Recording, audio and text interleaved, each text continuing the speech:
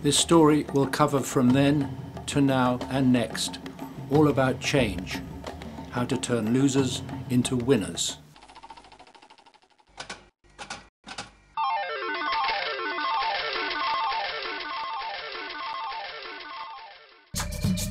Ecuador, South America, the mainland with the Pacific Ocean to the west and the Amazon jungle to the east. Fantastic diversity for a small equatorial country. Just the place to supply creatures keen and able to disperse. To here, for example, not by plane of course, but by luck and possibly some judgment. The result, the most amazing islands in the world. A huge attraction to tourists and wildlife, the Galapagos. But are they now too attractive to people, both local Ecuadorians and tourists worldwide? Will entry fees help save the Galapagos Islands? And what will visitors get for their money? Are the species that evolved here and led Darwin to his classic theory of natural selection surviving in a fast-changing world? Are they winning or losing, in fact? Yes. Welcome here. Thank you. Welcome. You have a good day. We'll join a group of so-called eco-tourists and explore this apparent paradise. Your first glimpse of the islands might be a disappointment. Darwin's journal from 1835 recorded, "Nothing could be less inviting." A possible worry if you've spent nearly £10,000 on a week-long package. Clients tend to be older, rich Americans, and the ship is smaller and offering all facilities, so it's not that tough. But these are not just armchair wildlife tourists. I'd be out there probably about an hour and a half, maybe 2 hours, and be back here around 6-ish, around sunset time. And then, of course, you have the program yourself. The workhorses for trips ashore are these tough Zodiac rubber dinghies, which can get you right into the mangroves and amongst the sharks. But can sharks bite rubber? Coming from New York, she's not too sure. Hopefully the very misleading images from the Jaws movies will be changed for her, if only a little bit.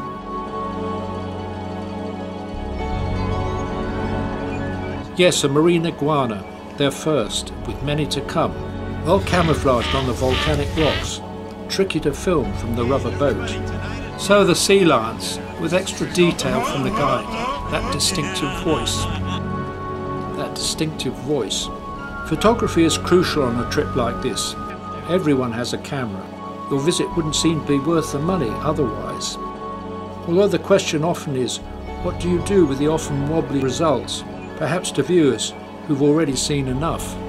And difficult smaller stuff like Darwin's finches, which evolved so differently on different islands for different reasons. Natural selection in action. Awesome, as Americans say, and seem to be thinking.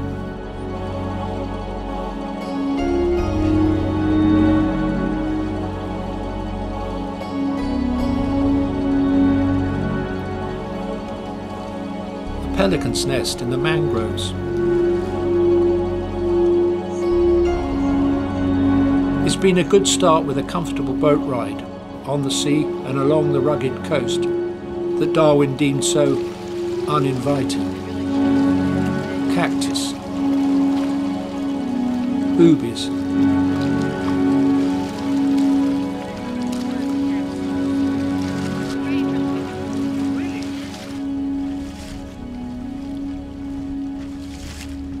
and a superb sunset. In time for dinner. It could be any good restaurant anywhere.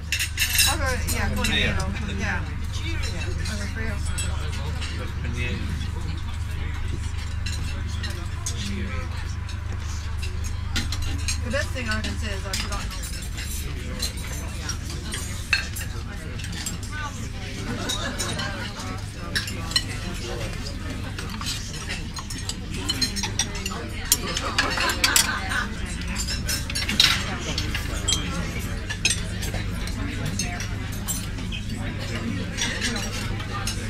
But outside it's definitely Galapagos, with frigate birds also cruising along, into weather that can change very quickly overnight.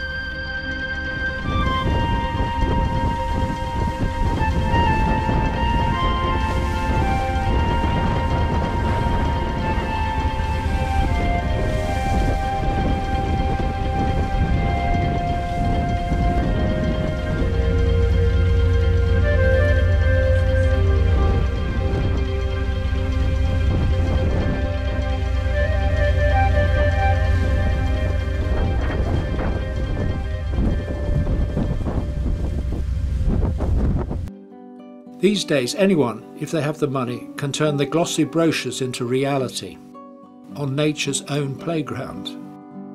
Whether it's a displaying male frigate bird, a passing turtle, magical beachcombing crabs, and dinosaurs, sort of, and reptilian-looking birds.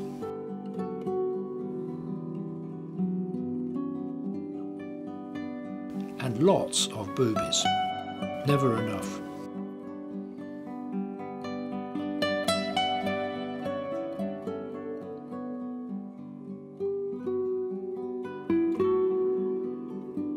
But how commercial will Galapagos get? That's a crucial question for its future, as the frigate bird from Santa Cruz Island glides on to Hispaniola Island.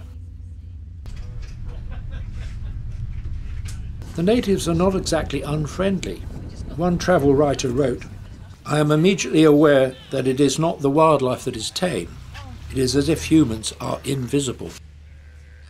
This invisibility is what's so striking to tourists. You don't need telephoto lenses here, and there are good long-term reasons for that attractive fact.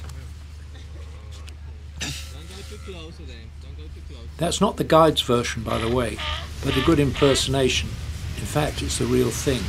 I think that's okay, friend.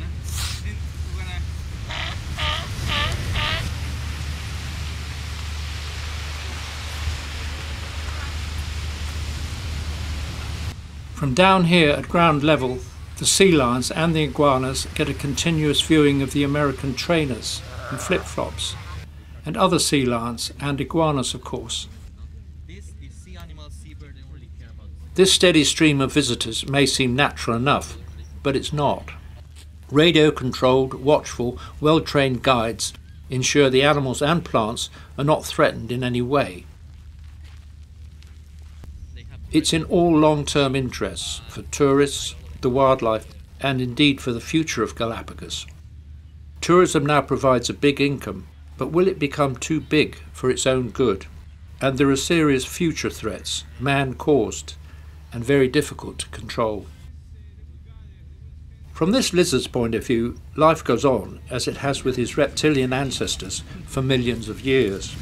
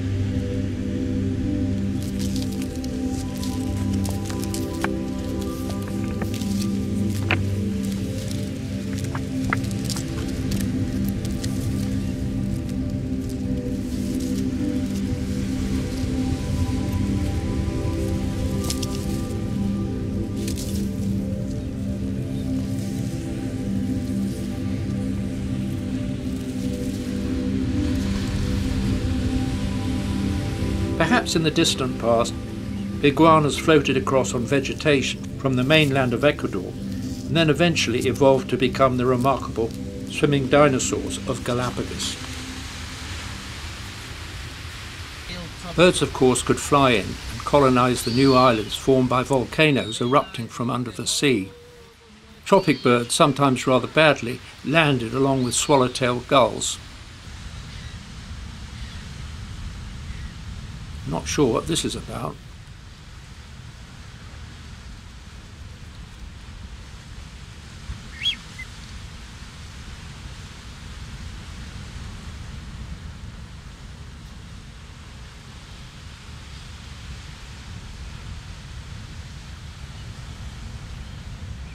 A masked booby.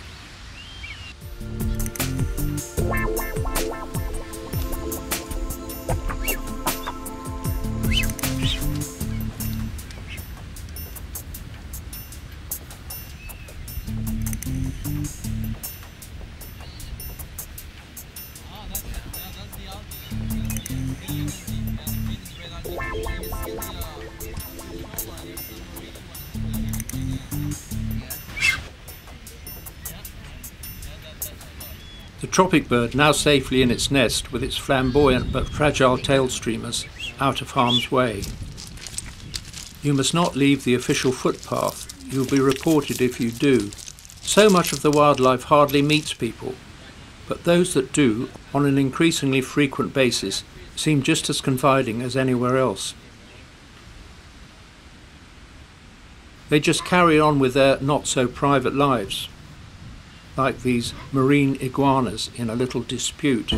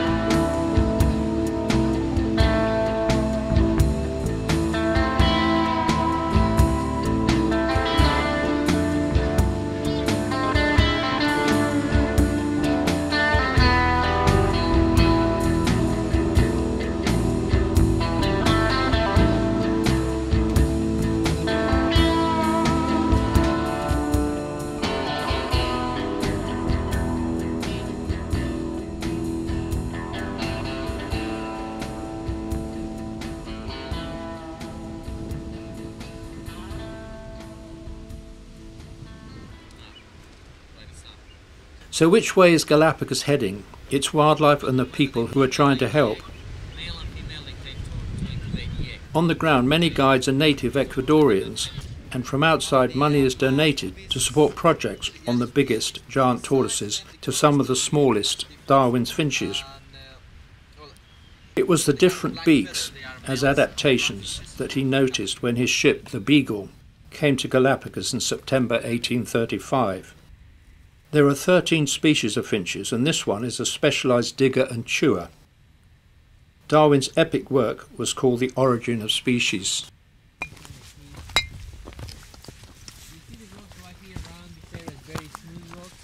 Just a stroll really, with the guide firmly in charge. So that's the reason we see all the rocks very, very smooth. So this place was under the water a long time ago. This island's the oldest island we have in the Galapagos, 3.5 million years.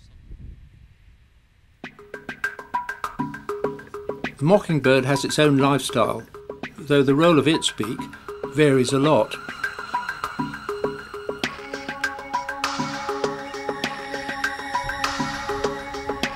A nimble runner, a pecker down there, amongst those outlandish big blue feet. They can only belong to the blue-footed booby, a strictly come-walking part of a display dance.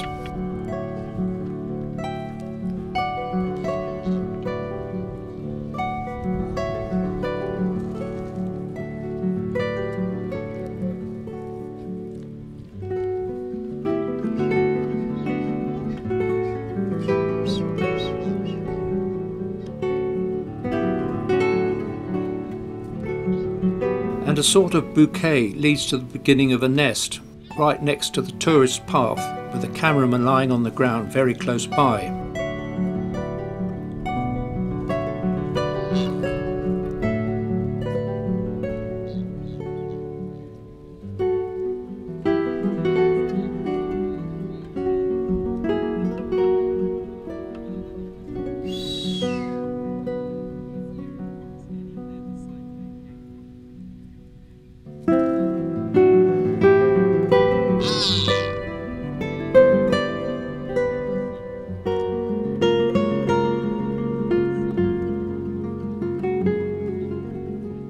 seems odd but encouraging that this pair have actually chosen to nest so close to people, confiding and demonstrating a little sky pointing plus vocal accompaniment.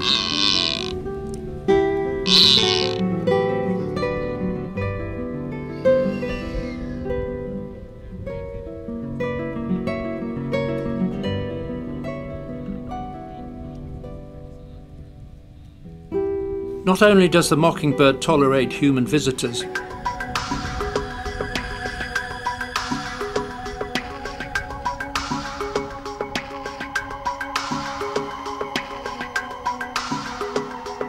but it positively welcomes them.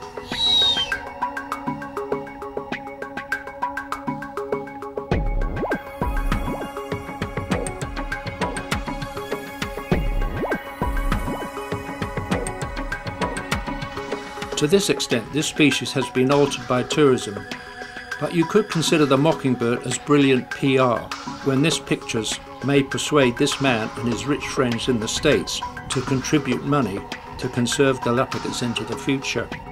It turns out it's really needed now. Albatrosses can bring bad luck, they say. These displaying rare waved albatrosses bring attention and tourists and money by the shipload.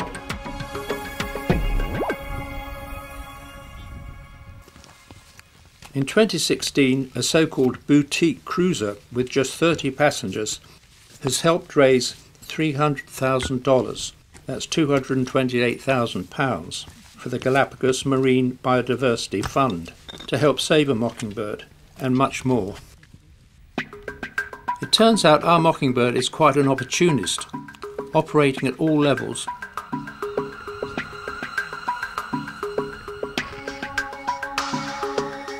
With a very versatile beak, right for all sorts of jobs.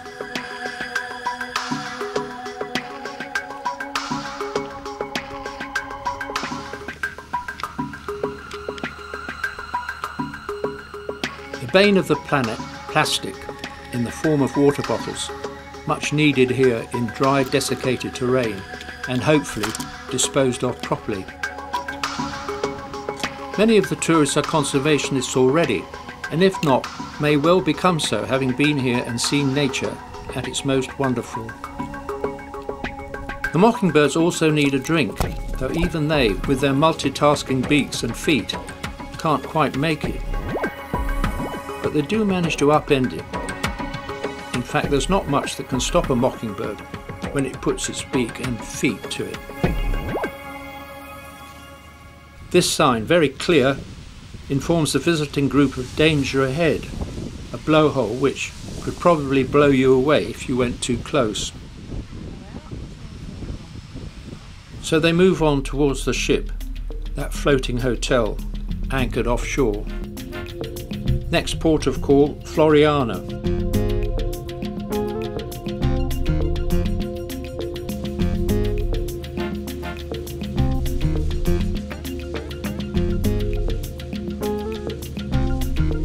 With an escort of petrels, tiptoeing over the surface and pecking for plankton.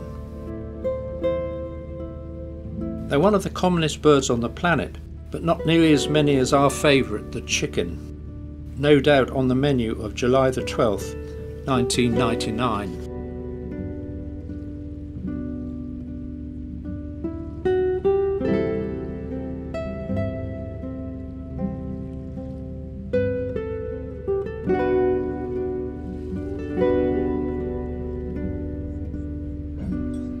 Same food, but basically what it is, it's starch. So we use it just like potatoes. So the potato chips today are not made as potato, but we use that cassava. Actually here we have the whole root right there, and we're also showing it just sliced. So that goes with everything. That also is a must. On a beach on Floriana, this little heron wants to eat too.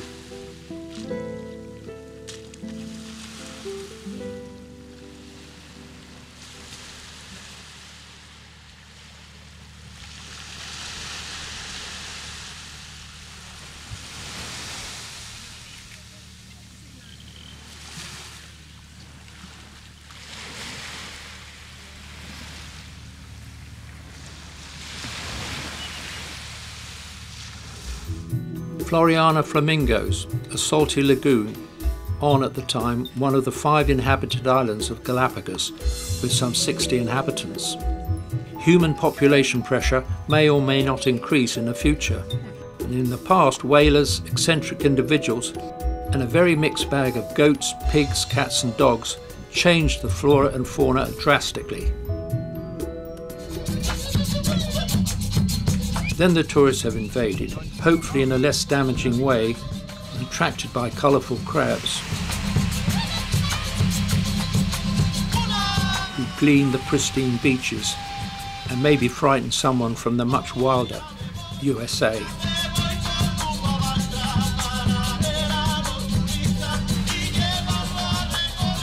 The beach looks crowded now, with everything in sight being photographed.